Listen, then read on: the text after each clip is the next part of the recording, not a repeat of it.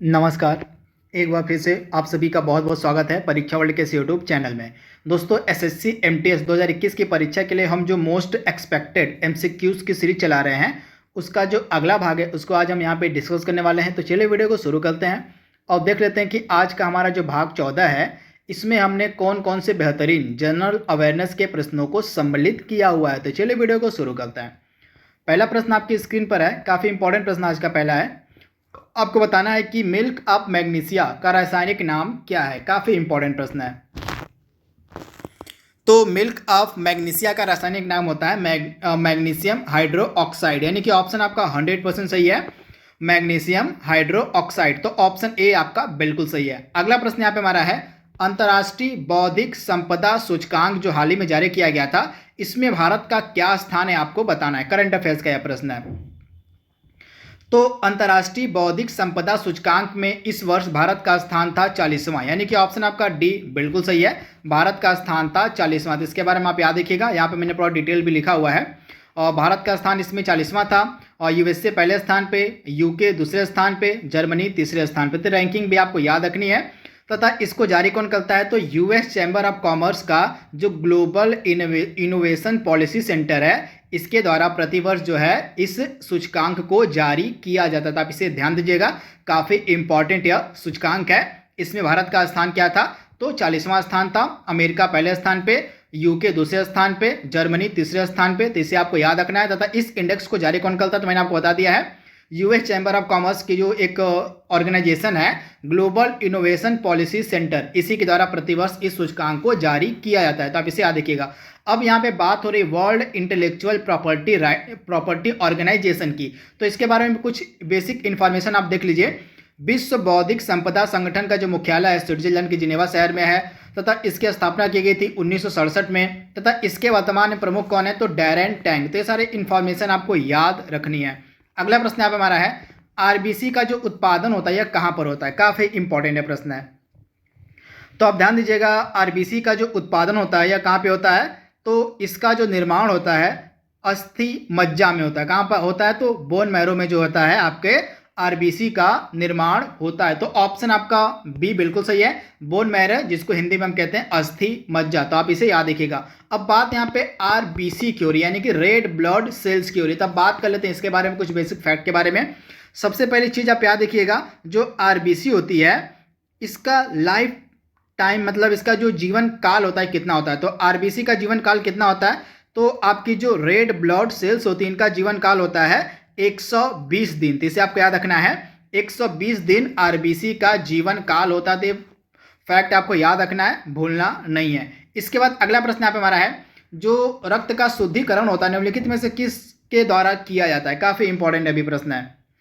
तो रक्त का शुद्धिकरण कौन करता है, तो आप ध्यान दीजिएगा, जो रक्त का शुद्धिकरण है यह किसके द्वारा किया जाता है, तो गुर्दा यानी कि किडनी के द्वारा। तो राइट आंसर क्या हो जाएगा, किडनी। तो आपको ऑप्शन जो ए है बिल्कुल सही आपको याद रखना है, गुर्दा यानी कि किडनी के द्वारा रक्त का शुद्धिकरण किया जाता है। तो इसके बारे में आपको याद रखना है, काफी इंपॉर्टेंट यह प्रश्न है। अगला प्रश्न यहाँ पे हमारा है, क्या कह रहा है देख लीजिए।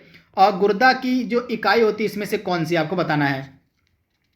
तो गुर्दा की जो कार्यात्मक इकाई होती है, किडनी की जो कार्यात्मक इकाई होती है उसको हम क्या कहते हैं, तो किडनी की कार्यात्मक इकाई को हम कहते हैं नेफ्रॉन। आप ध्यान दीजिएगा, किडनी की जो कार्यात्मक इकाई होती है उसको हम कहते हैं नेफ्रॉन। तो इसके बारे में आपको याद रखना है, ऑप्शन आपका जो ए है बिल्कुल सही हो जाएगा, नेफ्रॉन। आपको बताना है, हाल ही में एक आर्थिक रूप से कमजोर वर्ग के लिए जो है आरक्षण की व्यवस्था की गई थी। तो आपको बताना है कि इसके लिए जो अमेंडमेंट किया गया था, उस अमेंडमेंट यानी कि अब तो कानून बन चुका है, इस कानून के अंतर्गत जो आर्थिक रूप से कमजोर वर्ग होंगे उनके लिए कितने प्रतिशत का कोटा आरक्षित किया गया आपको बताना है। तो ईडब्ल्यूएस कैटेगरी के लिए जो कोटा है वो 10% का, यानी कि ऑप्शन आपका जो ए है बिल्कुल सही हो जाएगा। ईडब्ल्यूएस यानी कि जो इकोनॉमिक वीकर सेक्शन है, यानी कि जो आपका आर्थिक रूप से कमजोर वर्ग हैं जनरल कैटेगरी के, उनके लिए 10% आरक्षण की व्यवस्था हाल ही में की गई थी। तो आप इसे याद रखिएगा। अगला प्रश्न यहाँ पे हमारा है, भारत और किस देश के विशेष बलों के बीच हाल ही में हिमाचल प्रदेश में वज्र प्रहार अभ्यास का आयोजन किया गया। काफी इंपॉर्टेंट या करंट अफेयर्स का प्रश्न आपका है। तो आप ध्यान दीजिएगा, वज्र प्रहार जो एक्सरसाइज है यह भारत और अमेरिका के मध्य आयोजित की जाती है। तो आप इसे याद रखिएगा, वज्र प्रहार एक्सरसाइज भारत और अमेरिका के मध्य जो है की जाती है। तो आप इसे याद रखिएगा। इसके अलावा 3 और अन्य एक्सरसाइज भी की जाती है भारत और अमेरिका के मध्य। कौन कौन सी? एक तो हो गई आपकी वज्र प्रहार, इसके अलावा आपकी होती है कोप इंडिया, कोप इंडिया हो गई। इसके अलावा आपका हो जाएगा टाइगर ट्रायम्फ, इसे भी आपको याद रखना है, टाइगर ट्रायम्फ। इसके अलावा एक और अन्य है युद्ध अभ्यास। तो ये युद्ध अभ्यास, तो ये 4 इंपॉर्टेंट एक्सरसाइज भारत और अमेरिका के मध्य की जाती हैं। कौन कौन सी? वज्र प्रहार, कोप इंडिया, टाइगर ट्रायम्फ और युद्ध अभ्यास। तो इन चारों के बारे में आपको याद रखना है। तथा भारत और नेपाल के मध्य कौन सी एक्सरसाइज की जाती है? तो भारत और नेपाल के मध्य सूर्य किरण, सूर्य किरण। भारत और चीन के मध्य हैंड इन हैंड, और इंद्र जो नेवी की एक्सरसाइज, इंद्र एक्सरसाइज जो होती है, यह भारत और रूस के मध्य की जाती है। तो सारे फैक्ट आपको याद रखने हैं। इसके बाद अगला प्रश्न यहाँ पे हमारा है, मुख्यमंत्री योगी आदित्यनाथ ने हाल ही में किस शहर में शहीद अशफाक उल्ला खां चिड़ियाघर का उद्घाटन किया? काफी इंपॉर्टेंट प्रश्न है। तो शहीद अशफाक उल्ला खां चिड़ियाघर का जो उद्घाटन है हाल ही में किया गया था, कहां पे? गोरखपुर में, यानी कि ऑप्शन आपका डी बिल्कुल सही है, गोरखपुर। अगला प्रश्न यहाँ पे हमारा है, हाल ही में किस वरिष्ठ साहित्यकार को के बिरला फाउंडेशन द्वारा व्यास सम्मान से सम्मानित किया गया? यानी कि इस वर्ष का जो व्यास सम्मान है किसको दिया गया? तो व्यास सम्मान दिया गया शरद पगारे को, यानी कि ऑप्शन आपका ए बिल्कुल सही है, शरद पगारे को हाल ही में व्यास सम्मान से सम्मानित किया गया। यहाँ पे आप देख लीजिए, और यहाँ पे पिक्चर में आप देख रहे हैं शरद पगारे हैं, इनकी रचना है पाटलिपुत्र की सामग्री, इसी के लिए जो है इनको व्यास सम्मान से सम्मानित किया गया। तो आप इसे याद रखिएगा। तथा ये किस कैटेगरी के लेखक हैं? तो हिंदी लेखक हैं, हिंदी लेखक हैं। इनको के बिरला फाउंडेशन के द्वारा यह पुरस्कार दिया गया 2020 का व्यास सम्मान। तो आप इसे याद रखिएगा। इनकी रचना आपको याद रखनी है पाटलिपुत्र की सामग्री के लिए। तथा यह जो पुरस्कार है 1991 से दिया जा रहा है के बिरला फाउंडेशन के द्वारा। तो आप इसे याद रखिएगा, यह फैक्ट आपको याद रखना है। अगला प्रश्न यहाँ पे हमारा है, हाल ही में किस राज्य ने रामायण का वैश्विक शब्दकोश शुरू किया है? काफी इंपॉर्टेंट प्रश्न है। तो रामायण का जो वैश्विक शब्दकोश है इसको शुरू किया गया उत्तर प्रदेश की गवर्नमेंट के द्वारा, यानी कि ऑप्शन आपका बी बिल्कुल सही है, उत्तर प्रदेश। तो आपको इसे याद रखना है। अगला प्रश्न यहाँ पे हमारा है, आपको बताना है कि इसमें से कौन सी अनुसूची का संबंध राजभाषा से, यानी कि कौन सा हमारा जो शेड्यूल है, कौन सी हमारी जो अनुसूची है उस ऑफिशियल लैंग्वेज से संबंधित है। तो ऑफिशियल लैंग्वेज से संबंधित हमारे संविधान की कौन सी अनुसूची है? तो इसके बारे में आपको याद रखना है। अनुसूची आपको याद रखना है, अनुसूची कौन सी है? तो अनुसूची 8वीं जो हमारी अनुसूची है इसका संबंध किससे है? तो 8वीं अनुसूची का संबंध आपका है ऑफिशियल लैंग्वेज से। तो इसके बारे में आपको याद रखना है। तथा इस 8वीं अनुसूची में कितने प्रकार की ऑफिशियल लैंग्वेज का जिक्र है? तो टोटल 22 ऑफिशियल लैंग्वेज का जिक्र है इस 8वीं अनुसूची में। तो इसके बारे में आपको याद रखना है। वहीं हमारे संविधान की जो 10वीं अनुसूची, इसका संबंध किससे है? तो 10वीं अनुसूची का संबंध है दल बदल कानून से, यानी कि एंटी डिफेक्शन लॉ से संबंधित है आपकी 10वीं अनुसूची। तो इसे आपको याद रखना है।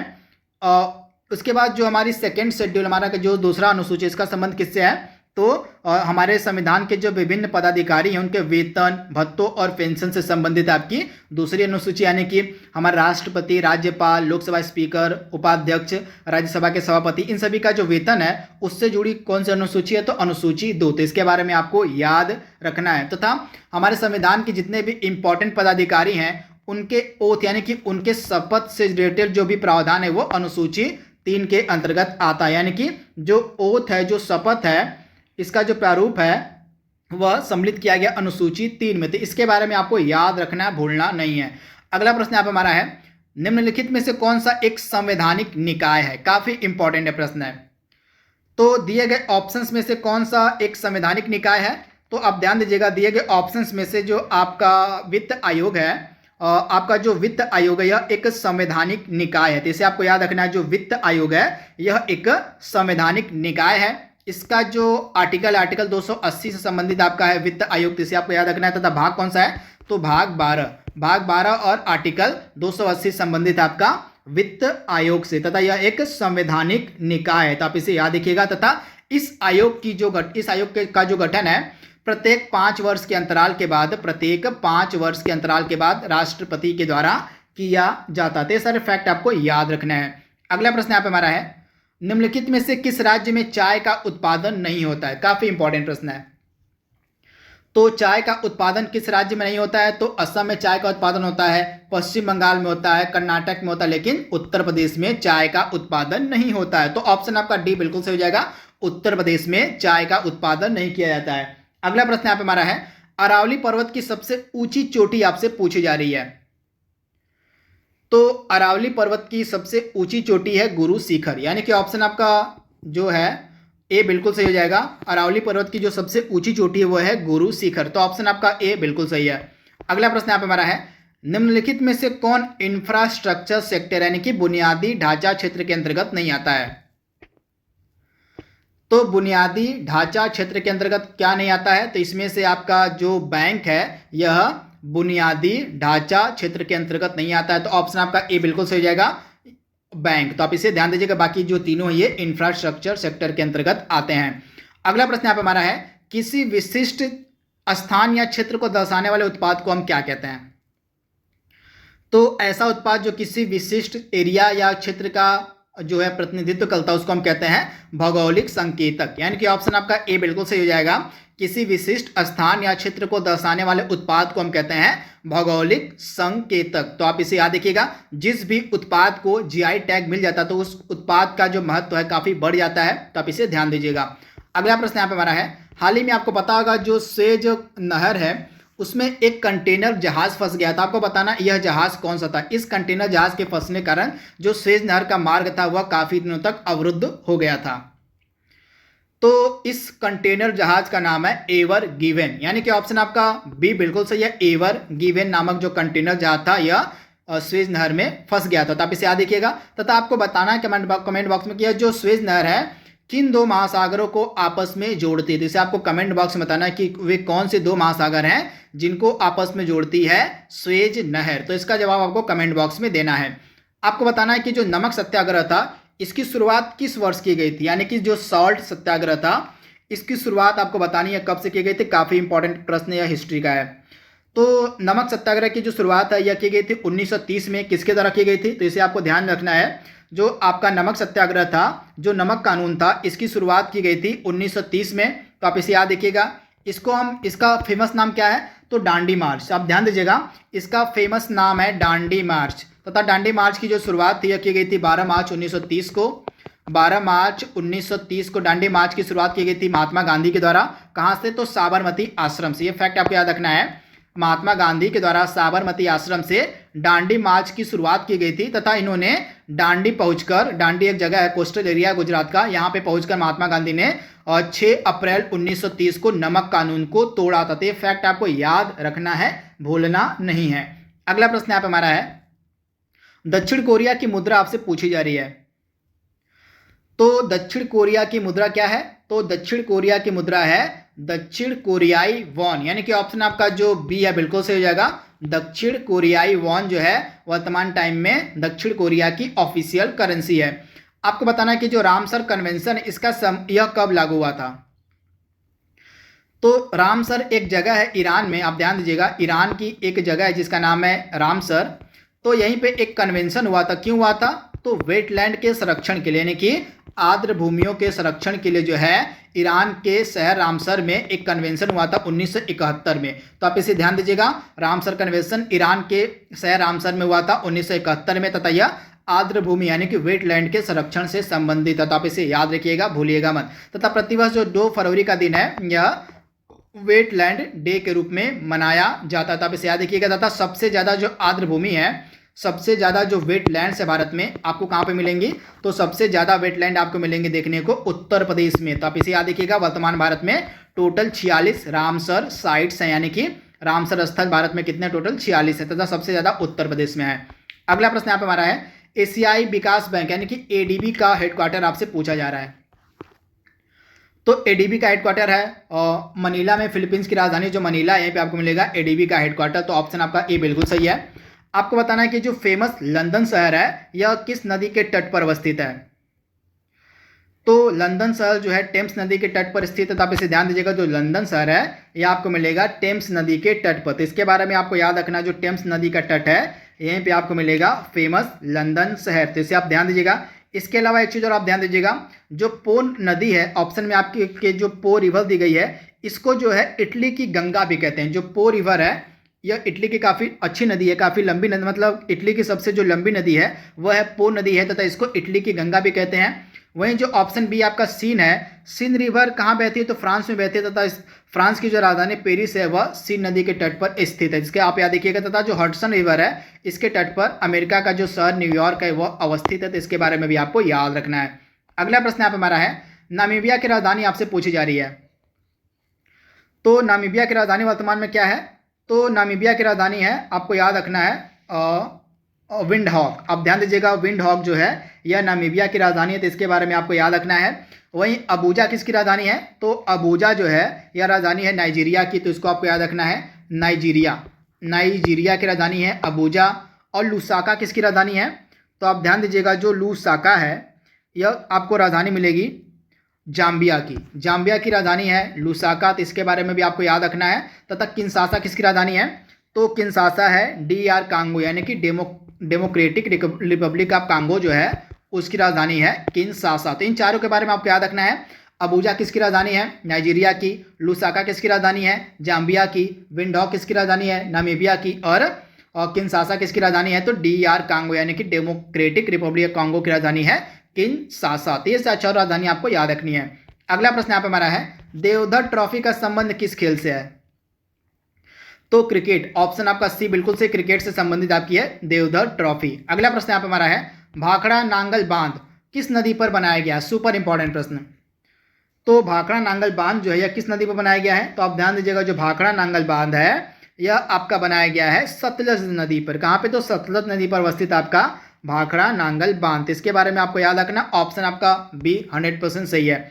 आपको बताना है कि 2021 का जो फिल्म फेयर अवार्ड दिया गया था इसमें बेस्ट अभिनेता का अवार्ड किसे दिया गया, तो 2021 के फिल्म फेयर अवार्ड्स में बेस्ट अभिनेता यानी कि बेस्ट अभिनेता का जो पुरस्कार है, बेस्ट एक्टर का जो पुरस्कार दिया गया अभिनेता इरफान खान को, यानी कि ऑप्शन आपका ए बिल्कुल सही है, इरफान खान। अगला प्रश्न यहाँ पे हमारा है, 14वें दलाई लामा का क्या नाम है। जो तिब्बत के धार्मिक गुरु होते हैं उनको हम दलाई लामा कहते हैं। यह ऑफिशियल पोस्ट का नाम है दलाई लामा। ध्यान दीजिएगा, जो दलाई लामा है यह पोस्ट का नाम है, यानी कि तिब्बत का जो धर्म गुरु होता है उसको हम दलाई लामा के नाम से जानते हैं। तो आपको बताएं कि जो इस वर्ष के दलाई लामा यानी कि प्रेजेंट टाइम में जो तिब्बत के दलाई लामा है उनका ऑफिशियल नाम क्या है, तो तिब्बत के दलाई लामा का ऑफिशियल नाम है तेंजिंग ग्यात्सो वर्तमान में दलाई लामा है 14वें तिब्बत के। तो आप इसे याद रखिएगा। तथा इनके द्वारा 2 फेमस पुस्तकें लिखी गई हैं, यहाँ पे स्क्रीन पे आप देख रहे हैं, the little book of encouragement और आवर ओनली होम। तो ये 2 फेमस पुस्तकें लिखी गई हैं दलाई लामा के द्वारा, the little book of encouragement और आवर ओनली होम। तो ये दोनों पुस्तकों को आपको याद रखना है, भूलना नहीं है। अगला प्रश्न यहाँ पे हमारा है, हाल ही में किस सिंगर को महाराष्ट्र सरकार के सर्वोच्च पुरस्कार महाराष्ट्र भूषण अवार्ड से सम्मानित किया गया है। तो जो आपका महाराष्ट्र भूषण अवार्ड इस वर्ष का दिया गया किसको, तो आशा भोसले को। ऑप्शन आपका जो सी है बिल्कुल सही हो जाएगा, आशा भोसले। तो आप इसे ध्यान दीजिएगा। अगला प्रश्न यहाँ पे हमारा है, किस वैज्ञानिक ने प्रस्तावित किया कि प्रकाश एक विद्युत चुंबकीय तरंग है। आपको बताना है उस वैज्ञानिक का नाम जिसके द्वारा यह बताया गया कि प्रकाश जो है एक विद्युत चुंबकीय तरंग है। तो जेम्स मैक्सवेल इसका राइट आंसर हो जाएगा। जेम्स मैक्सवेल ने यह बताया कि जो प्रकाश है यह एक विद्युत चुंबकीय तरंग है। तो ऑप्शन आपका जो बी है बिल्कुल सही हो जाएगा। अगला प्रश्न यहाँ पे हमारा है, विद्युत चुंबकीय विकिरण को मापने के लिए किस उपकरण का उपयोग किया जाता है। काफी इंपॉर्टेंट प्रश्न है। तो आप ध्यान दीजिएगा, विद्युत चुंबकीय विकिरण को मापने के लिए बोलोमीटर का इस्तेमाल किया जाता है। तो आप इसे ध्यान दीजिएगा, बोलोमीटर इसका राइट आंसर हो जाएगा। तथा अमीटर से विद्युत धारा को मापा जाता है। तो दोनों आपको याद रखना है। तथा बैरोमीटर से वायु का दाब मापा जाता है। अगला प्रश्न यहाँ पे हमारा है, बामियान बुद्ध की मूर्ति कहाँ अवस्थित है। यह काफी न्यूज में था इस वर्ष, क्योंकि जो तालिबान के द्वारा इस बामियान बुद्ध की मूर्तियों को नष्ट कर दिया गया था। तो यह मूर्तियां आपको मिलेंगी कहाँ पे, तो अफगानिस्तान में भगवान बुद्ध की काफ़ी फेमस मूर्तियां थी ये दोनों। तो इनको नष्ट कर दिया था तालिबान ने, इसी कारण से यह न्यूज में थी। तो इसे आपको ध्यान रखना, अफगानिस्तान। अगला प्रश्न यहाँ पे हमारा है, निम्न में से कौन शुष्क बर्फ का मुख्य घटक है, यानी कि ड्राई आइस का मुख्य घटक कौन सा है। तो ड्राई आइस का मुख्य घटक है कार्बन डाइऑक्साइड, यानी कि ऑप्शन आपका जो बी है बिल्कुल सही हो जाएगा। कार्बन डाइऑक्साइड जो है यह ड्राई आइस का मुख्य घटक है। तो ऑप्शन आपका बी बिल्कुल सही है। तो दोस्तों आज का हमारा जो जीए का मोस्ट एक्सपेक्टेड क्वेश्चन की सीरीज तो उसको हमने यहाँ पे कंप्लीट कर लिया है। आई होप यह वीडियो आपको पसंद आएगा। तो आज के लिए बस इतना ही। Thank you, thanks for watching, thank you.